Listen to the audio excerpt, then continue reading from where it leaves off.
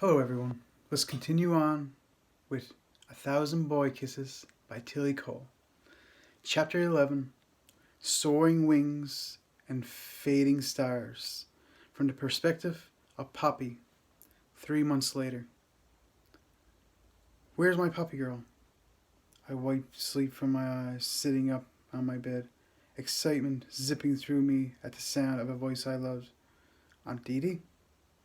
I whispered to myself. I tried to listen harder, making sure I really had heard her voice. Muffled voices came from the hallway. Then suddenly the door flew open. I rose on my arms, the darn thing shaking after I pushed my weakening muscles too far. I lay back down as Aunt Dee appeared in the doorway. Her dark hair was pulled into a bun, and she was wearing her flight attendant uniform. Her makeup was perfectly in place, as was her infectious smile. Her green eyes softened when they landed on me. There she is, she said gently, walking to my bed. She sat down on the edge of the mattress and leaned down to wrap me in her arms. What are you doing here, Dee?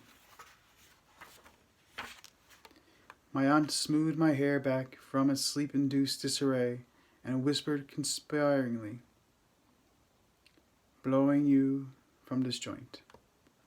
My eyebrows drew together in confusion. Aunt Dee had spent Christmas and New Year with us, and then a whole week with us just 2 weeks ago. I knew she had a busy schedule over the next month, which was why I was so confused about her being back now. I don't understand, I said, swinging my legs out of the mattress. For the past few days, I had mostly been stuck in bed. After my hospital checkup at the beginning of the week, we found my white blood cell count was too low. I had been given blood and medication to help, and it had helped some, but it made me tired for a few days. Kept me inside so infections were kept at bay. My doctors had wanted me to stay in the hospital, but I'd refused. I wasn't missing a second of my life by being back in that place. Not now that I could see that my cancer was increasing its grip on me. Every second was becoming more and more precious. Home was my happy place. Having room beside me, kissing me sweetly, was my safety. It was all I needed. Glancing at the clock, I saw it was nearing 4 p.m. Rune would be around soon. I had made him attend school these past few days. He hadn't wanted to go if I couldn't. But this was his senior year. He needed the grades to get into college, even though he protested that right now he didn't care. And that was okay, because I would care for the both of us. I wouldn't let him put his life on hold for me. Aunt Dee jumped to her feet. Okay, Poppy girl, jump in the shower. We have an hour before we have to set off. She looked at my hair. Don't bother washing your hair. I got a girl that can take care of that when we get there. I shook my head, about to ask more questions, but my aunt swept out of my bedroom. I got to my feet, stretching out my muscles, taking in a deep breath. I closed my eyes and smiled. I felt better than I had these past few days. Felt a little stronger. Strong enough to leave the house. Grabbing my towel, I made quick work of having a shower. I applied a light layer of makeup. I tied my unwashed hair back in a side bun, my white bow firmly in place. I dressed in a hunter green dress, sliding a white sweater over the top. I was placing my infinity earrings in my earlobe when my bedroom door suddenly opened. I caught the buzz of Ray's voices, my daddy's voice in particular. Turning my head, I smiled when Rune entered. His blue eyes immediately collided with mine. Searching, checking, before brightening with relief, Rune silently cut across the room, only stopping when he had threaded his arms around my shoulders and pulled me to his chest. I let my arms hold his waist and breathed in his fresh scent. You look better, Rune said above me. I held him a little tighter. I feel better. Rune stepped back and placed his hands on my face. He searched my eyes, before his lip curled up and he pressed the sweetest of soft kisses to my mouth. When we broke away, he sighed. I'm glad. I was worried that we wouldn't be able to go. Where? I asked, my heart kicking into a steady run. This time Rune smiled and, moving his mouth to my ear, announced, On another adventure. My racing heart increased into a gallop. Another adventure. With no more explanation, Rune led me out of my bedroom. His hand, so tightly gripping mine, was the only indication he gave of how concerned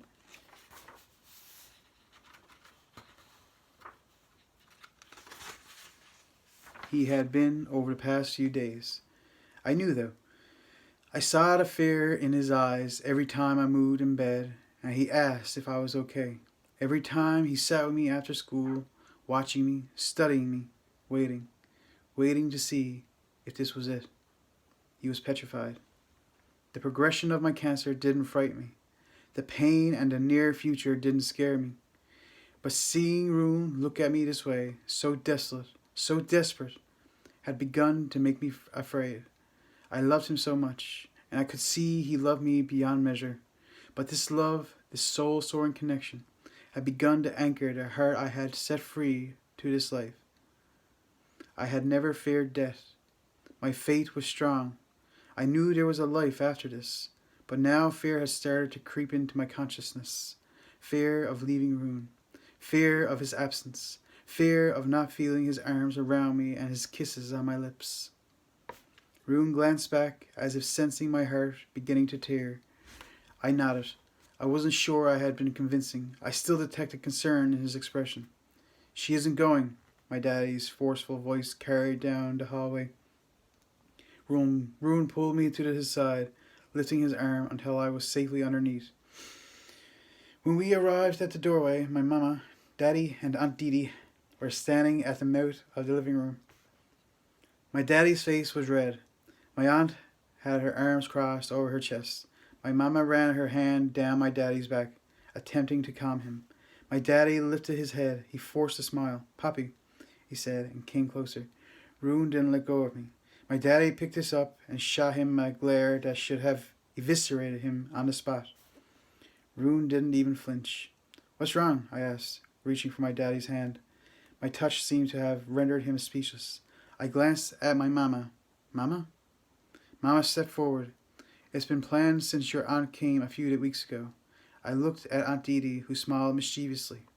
"Rune here planned to take you away. He asked your aunt to help plan it." Mama sighed. "We never expected your levels to fall this soon." Mama placed her hand on my daddy's arm. "Your daddy doesn't think you should go." "Go where?" I asked. "It's a surprise," Rune announced from beside me. Daddy stepped in, inched back, and met my eyes. "Poppy, your white blood cell levels have dropped. It means the chance of infection is high. With your immune system being at risk, I don't think you should travel on a plane." "A plane?" I interrupted. I looked up at Rune. "A plane," I repeated. He curtly nodded his head once, but didn't explain any further.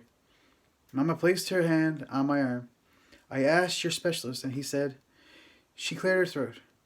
He said, "At this point in your illness, if you want to go, then you should go." I heard the underlying current of her words. Go before it got too late to travel anywhere. "I want to go," I said with unwavering certainty, gripping onto Rune's waist. I wanted him to know I wanted this. I glanced up at him. He met my eyes, smiling. I said, "I'm with you." Rune surprising me, but at the same time not surprising me at all. "Kiss me. Kiss me hard and quick, right in front of my family." Rune broke free from me and moved next to my aunt. Beside Didi, there was a suitcase. Without another word, he took the suitcase to the car. My heart was beating, a staccato rhythm of excitement. Daddy squeezed my hand. His touch brought me back to his worry, his fear. "Poppy," he said sternly. Before he could say any more, I leaned forward and kissed him on his cheek. I looked him in the eye. "Daddy, I understand the risks. I've been fighting this for a long time. I know you're worried. I know you don't want me to hurt. But staying trapped in my room like a caged bird for one more day, that is what will hurt me. I've never been one to stay inside. I want this, Daddy. I need this." I shook my head, feeling a sheer sheen of water fill my eyes. I can't spend whatever time I have left locked away for fear it'll make me worse. I need to live. I need this adventure. He sucked in a stuttering breath, but eventually he nodded his head. A light dizziness flooded through me. I was going. Jumping on the spot, I wrapped my arms around my daddy's neck. He hugged me back. I kissed my mama, then looked at my aunt. She had her hand held out. I took hold of it, just as my daddy said, "I'm trusting you to look after her, Dee Dee." My aunt sighed. "You know this girl is my heart, James. You think I let anyone or anything happen to her?" And they stay in separate rooms. I simply rolled my eyes at that. My daddy began talking to my aunt, but I didn't hear it. I didn't hear anything as my gaze went through the open door and down to the boy dressed all in black who was leaning against the railing of our porch. The boy in a leather jacket who was casually bringing a cigarette to his mouth, all the time watching me, his crystal blue eyes not once straying from mine. Room blew out a cloud of smoke, casually tossing the butt to the ground. He flicked his chin and held out his hand. Releasing Aunt Dee Dee's hand, I closed my eyes for a brief moment, committing to memory how he looked right at this moment. My Norwegian bad boy, my heart. Opening my eyes, I rushed through the door. Reaching the top step, I then jumped into Rune's open arms. He enveloped me in his embrace. I giggled, feeling the breeze on my face. Holding me tightly, my feet still off the ground, Rune asked, "You ready for that adventure, Poppyman?" "Yes," I replied breathlessly. Rune pressed his forehead to mine and closed his eyes. "I love you," he whispered after a long pause. "I love you too," I said, just as quietly. I was rewarded with a rare smile. He carefully lowered me to the ground, took my hand and asked again, "You ready?" I nodded, then turned to my parents, who were standing on the porch. I waved goodbye. "Come on, kids," said Dee Dee. "We got a flight to catch." Rune led me to the car, holding my hand as always. As we settled in the back seat, I looked out the window as we pulled away.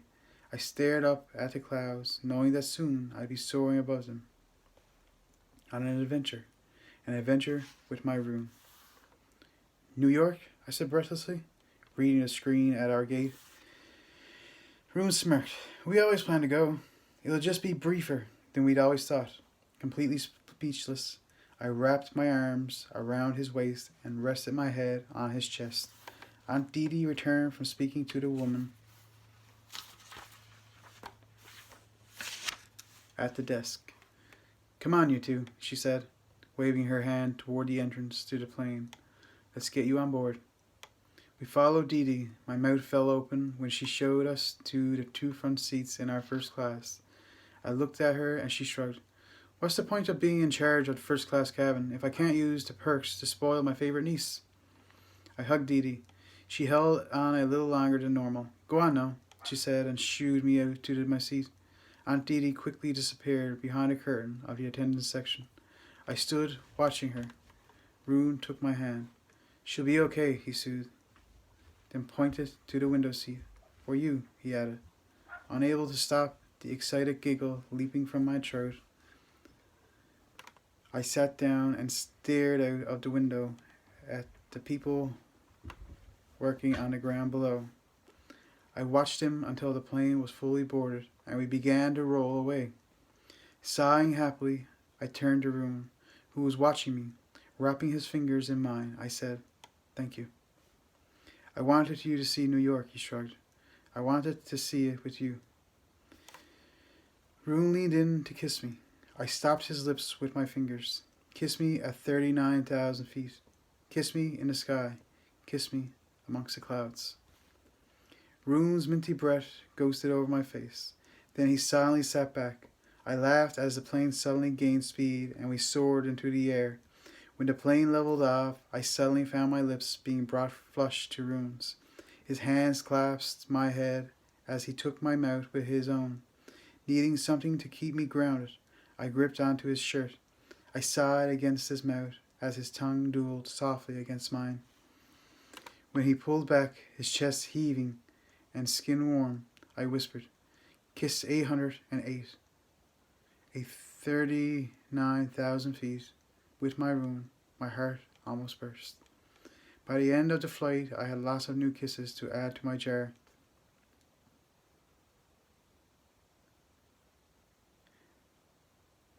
"This is for us?" I asked incredulously.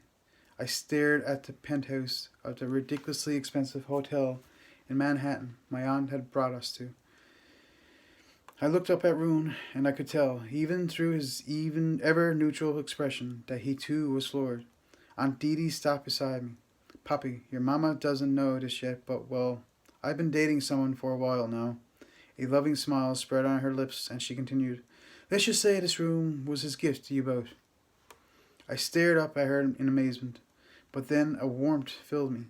I had always worried about Aunt Didi. She was on her own often. I could see in her face how happy this man had made her. "He paid for this? For us? For me?" I asked. Didi paused, then explained. "Technically, he doesn't really have to pay for it. He owns the joint." My mouth, if possible, dropped further, until Rune playfully shot it with his finger under my chin. I stared at my boyfriend. "You knew?" He shrugged. "She helped me plan all this. So you knew?" I repeated. Rune shook his head at me, then carried our cases into the master bedroom to the right. He was clearly ignoring my daddy's instruction of separate rooms.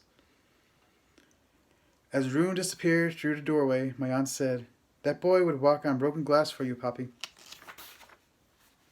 My heart filled with light. "I know," I whispered. But that slight edge of fear I had begun to feel seeped into me. Aunt Didi's arm slipped around me. As I squeezed her back, I said, "Thank you." She kissed my head. "I didn't do anything, Pops. It was all Rune." She paused. "I don't think in all my life that I've ever seen two kids love each other so hard so young, and even harder as teens." Aunt Didi pulled me back to meet my eyes. "Cherish this time with him, Pops. That boy, he loves you. You'd have to be blind to not see it." "I will," I whispered. Didi moved to the door. "We're here for 2 nights. I'll be with Tristan in his suite. Call my cell if you need anything. I'll only be minutes away." "Okay," I replied. Turning, I drank in the splendor of the room. Its ceilings were so high that I had to bend my head back just to see the pattern in the white plaster. The room was so big that it would dwarf most people's houses. I walked to the window and beheld a panoramic view of all of New York. And I breathed. I breathed in as my gaze fell upon the familiar sights that I had only ever seen in pictures or on film.